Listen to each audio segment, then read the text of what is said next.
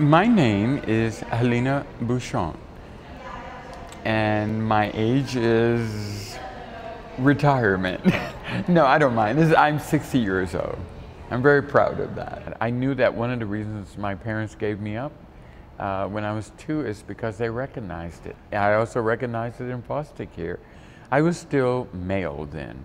You know, you have a 13-year-old male who's behaving like a girl, runs like a girl, walks like a girl, you know, quacks like a girl. It is a girl, but they don't know how to deal with that, especially in the African American community.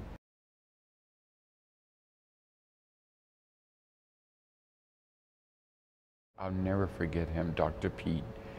His bedside manners were exquisite. He sat me down, we had a little conversation, and he said, well, let's get down to business. Here's the deal. Your life is going to change forever when I tell you this, so be ready. And nothing is ever going to be the same anymore.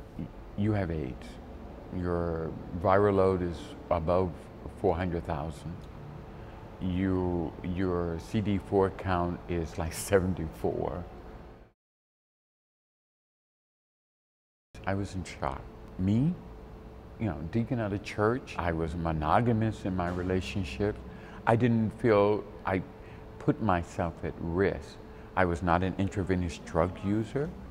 So he said to me, basically, you're gonna die.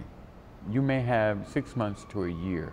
I went home and locked myself into my apartment, and I cried for 2 weeks. I cried. And to be perfectly honest, the first thing I reached for was that other medication. That was the first thing, you know, that's substance abuse. I got me some pot, and I said, oh, hell, what the hell? You know, I might as well have fun on my way out.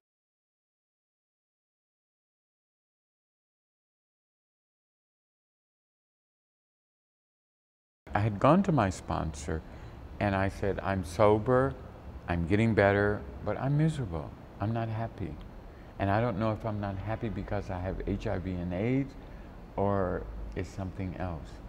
And the sponsor said to me, what secret have you not shared? Because if there's something in your life that you have not shared, you will never be cured. And that frightened me. So I immediately, the next day, went home and started looking for a transgender therapist. The minute I got the hormones, it was like a relief. It was like, wow, I wish I'd have done that, you know, 20 years ago.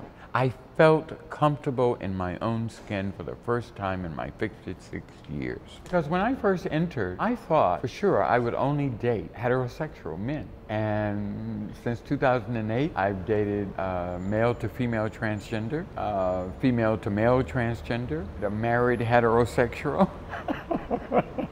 I've dated a gay hustler, and now I date a male to female transsexual. We want to be partners at some point if that works out. I think at some point we'll want to be intimate, and so it's just a question of making sure that we do it in a way that doesn't transmit the virus. For transgender people, I think that the biggest health disparity is access to care and access to culturally competent care. So for many transgender people, they'd rather be very sick than present for treatment. I still have issues with taking my clothes off in a doctor's office. Healthcare providers are not taught in medical school about the transgender community or transgender health issues. Additionally, you know, for a lot of people, there is a sense that if somebody is gender variant, that it's okay to make fun of them. And so we do see that in the medical community. Every time I put a pill in my mouth, every time I go shopping, my diet, my stress level, and as a transgender person, as an African American, transgender female, you can imagine the stress levels that I live with each and every single day. Intelligent, she's very honest, she's funny. God, I love her. I'm crazy about her.